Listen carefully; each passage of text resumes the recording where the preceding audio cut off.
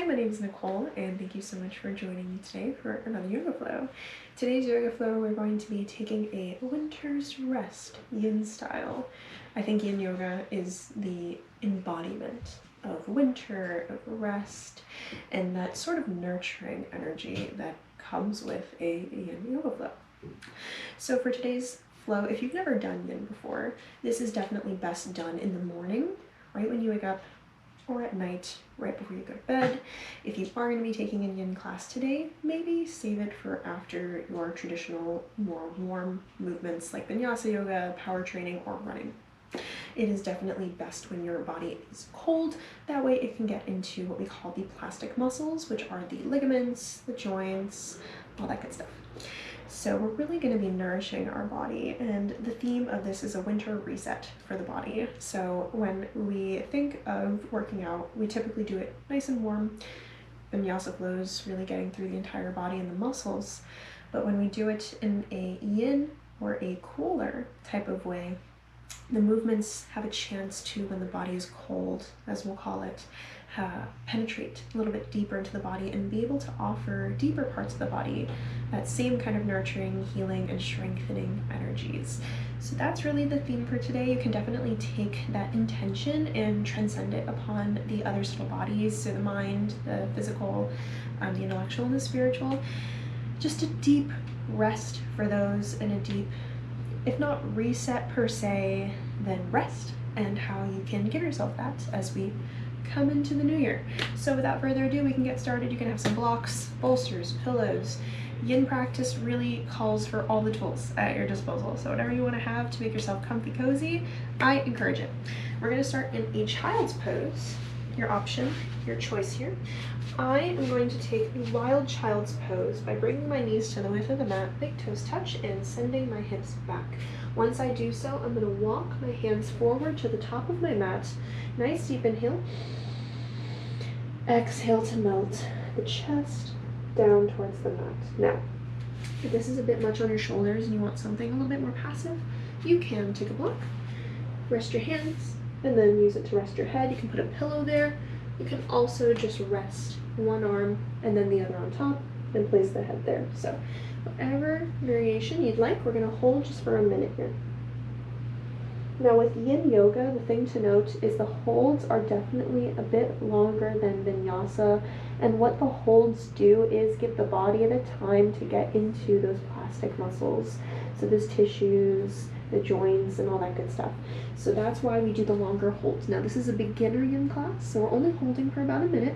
If at any time you need to come out of these postures, please feel free to do so, but we use the tools to find a place in which we can accept a good stress and still be supported in it. So if you want a bolster between the legs, if you want to take a block, place it beneath the pelvis, you're more than welcome to do that, whatever supports you in these holds, okay? And I promise now, after this, minimal talking, it's going to be mostly cueing, okay? Just wanted to give you that little bit of an introduction. So back to your child's pose, just a little bit longer as you breathe here.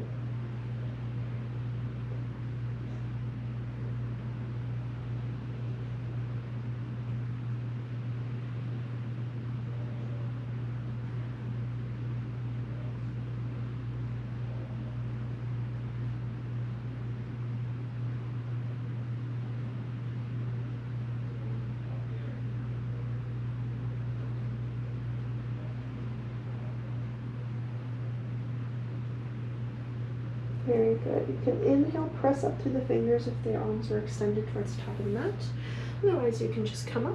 You're going to rock yourself forward almost into a tabletop posture. Let me move all of my things. There we go. And then we're going to come into a Sphinx posture. So let's walk the body forward, pressing this pelvis into the mat, and framing our chest with our elbows, which are directly under and stacked under the shoulders. Palms are pressed into the mat, and if you find yourself rounded through the shoulders, I'll invite you to lift and lengthen here through the chest, gazing forward as you press the top of the legs and feet into the mat, holding here as we breathe.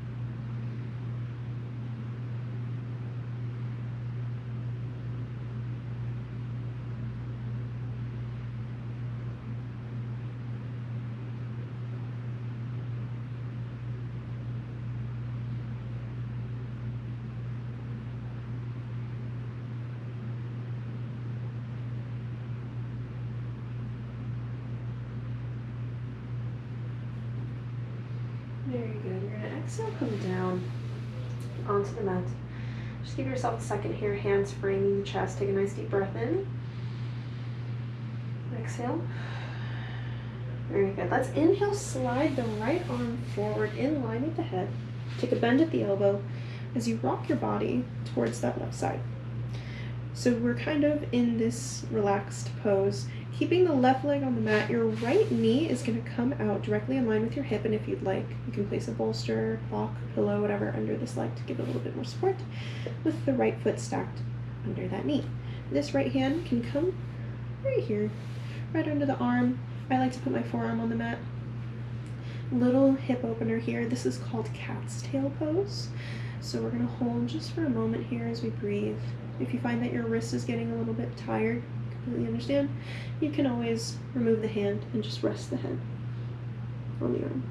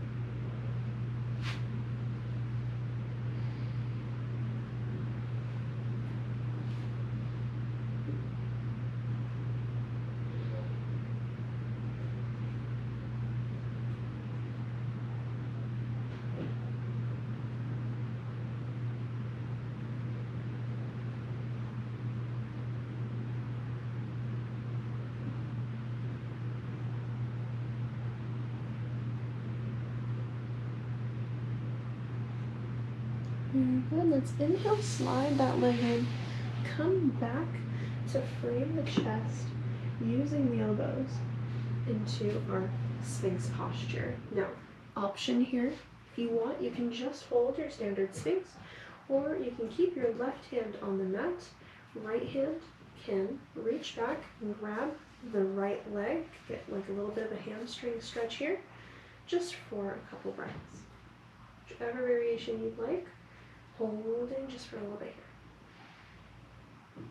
You can also helps bring yourself onto the mat, let that left hand slide forward, resting again on the arm and getting the hamstring stretch. So options, always options. Just a little bit here.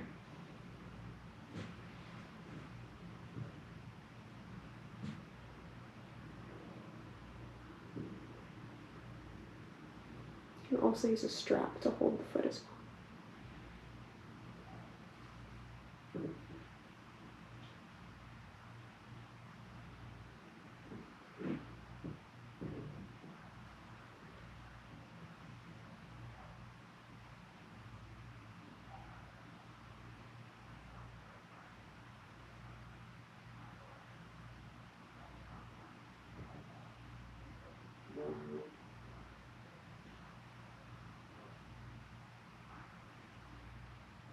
Inhale to release. Slide that right hand now towards the top of the mat.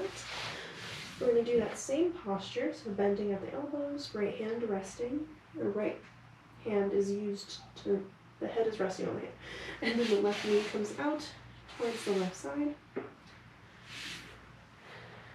Holding here just a couple breaths.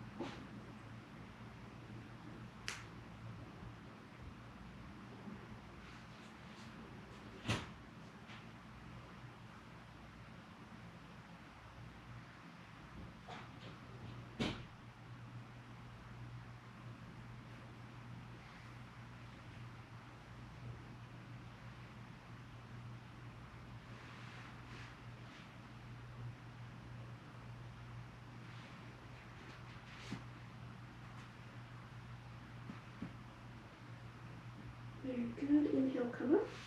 And now you can ease back into that hamstring stretch or into your Sphinx pose.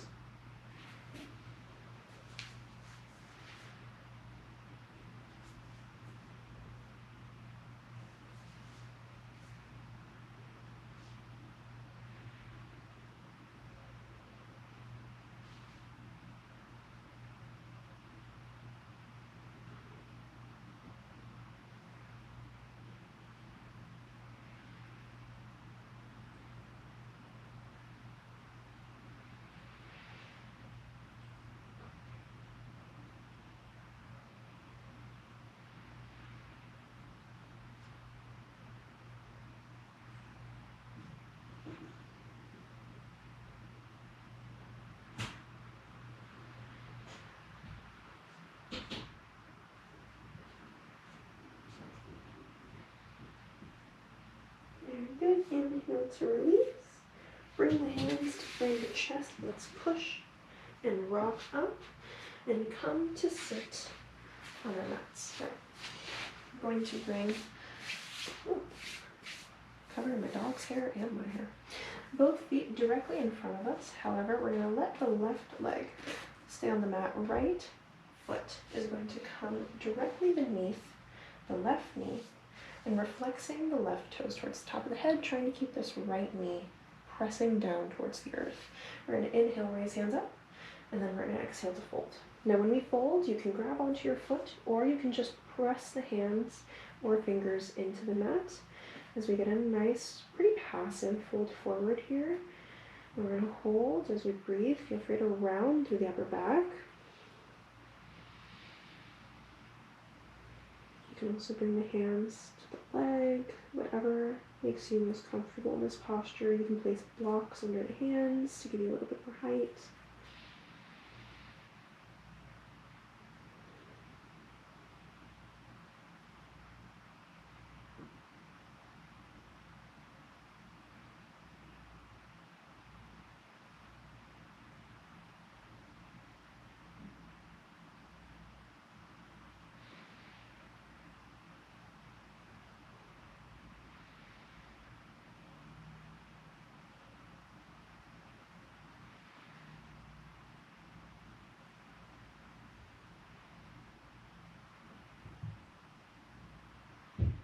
Very good. Inhale, come up.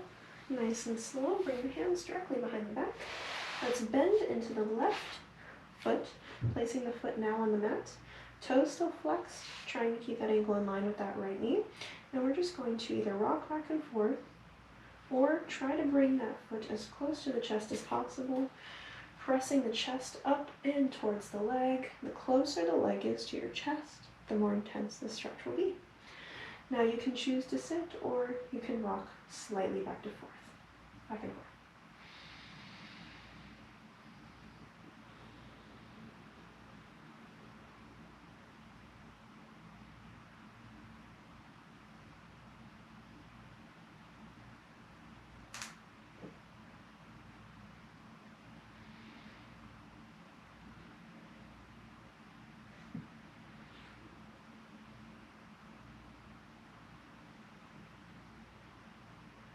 Very good. You can inhale, bring that leg right back down. Right leg is now going to come to the other side, meet the left leg. We're going to take a nice slight bend into the legs, toes toe flex towards the head. Inhale, hands up. Exhale to fold, come into caterpillar. You can grab the feet or let the hands rest on the mat, some blocks, and you can place a bolster underneath the space in the legs or below.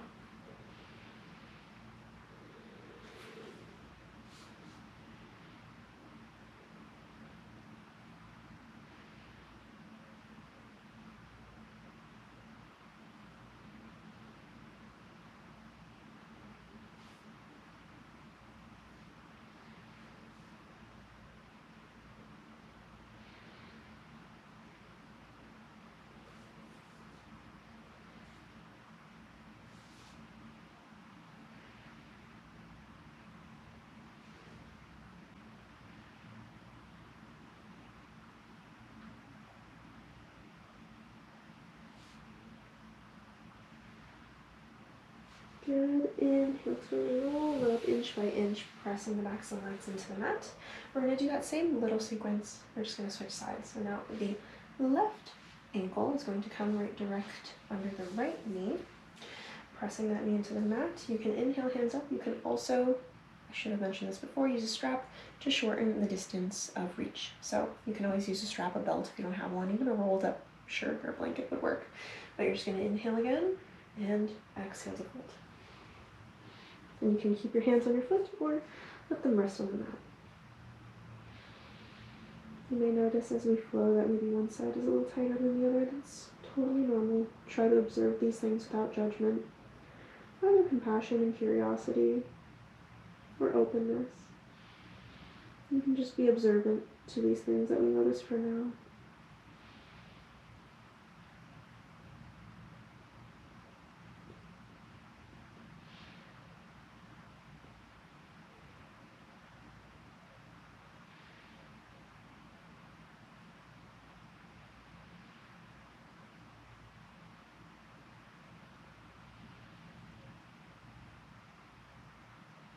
Good. Inhale, roll up inch by inch.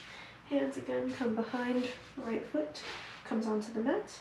Bringing that left leg as close to the chest as you are comfortable or as feels good or challenging but able to hold. And we're here for just a little bit.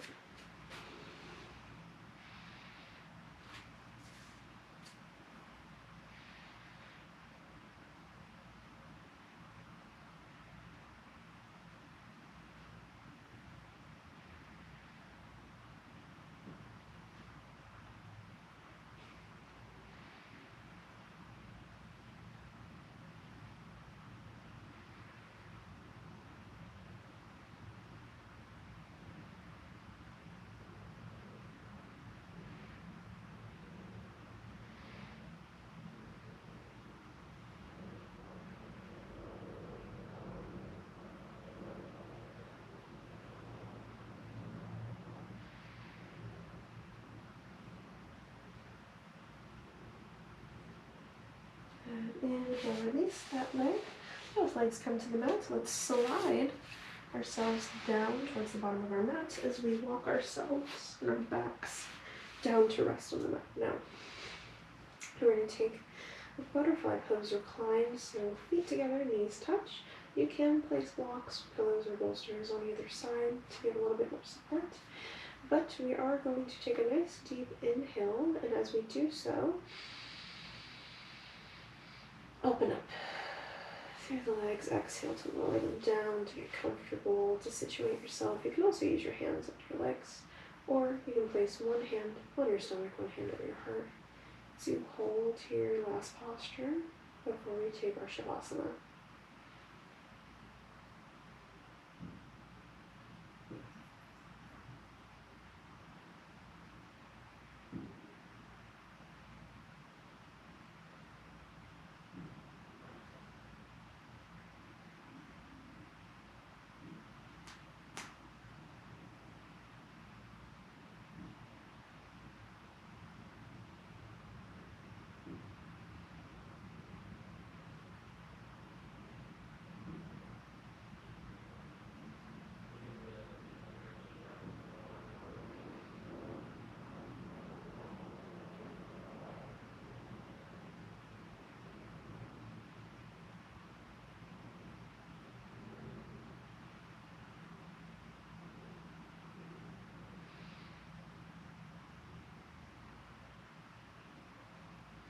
Very good. Let's use the hands to bring the knees to close. Allow each leg to fall to the earth. Now, a couple options. If you'd like a little bit more back support, you can bring the feet to the mat, let the knees fall into each other. You can also place a block or bolster under your legs, under your back. You can put a pillow under your head. Really get comfy for just a little bit here while we finish up our practice for today.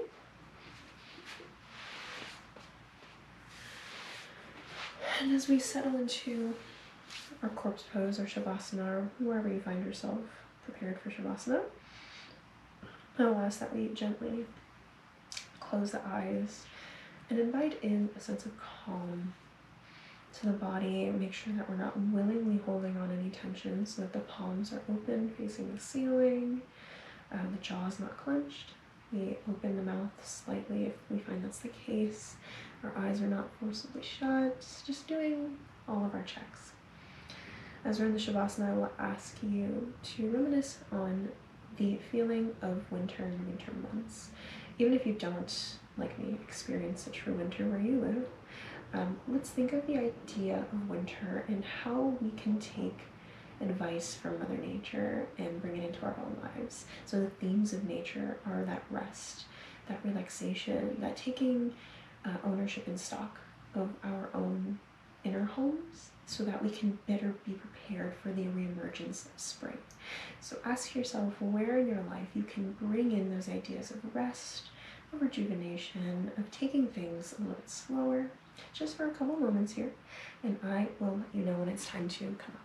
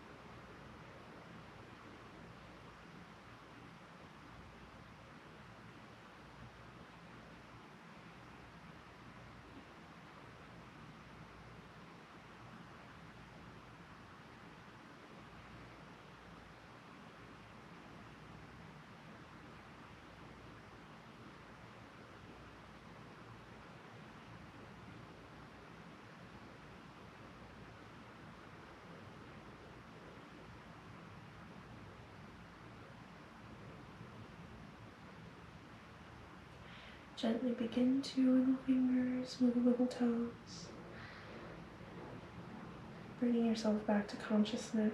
If you'd like, before opening the eyes, you can do a gentle stretch by reaching hands up overhead, reaching up to the toes, to the hands. Nice deep stretch like you're just waking up first thing in the morning.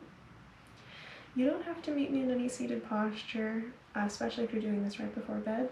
Take your time easing into bed, or if you did this from bed, you need not get up. We will regardless inhale, bring hands up overhead, holding everything that we made for ourselves in our hands. And as we exhale, we'll bring all that down to our heart center where it never leaves. Bowing forward, namaste. Thank you so much for joining me for today's practice, and I will see you next week. Bye.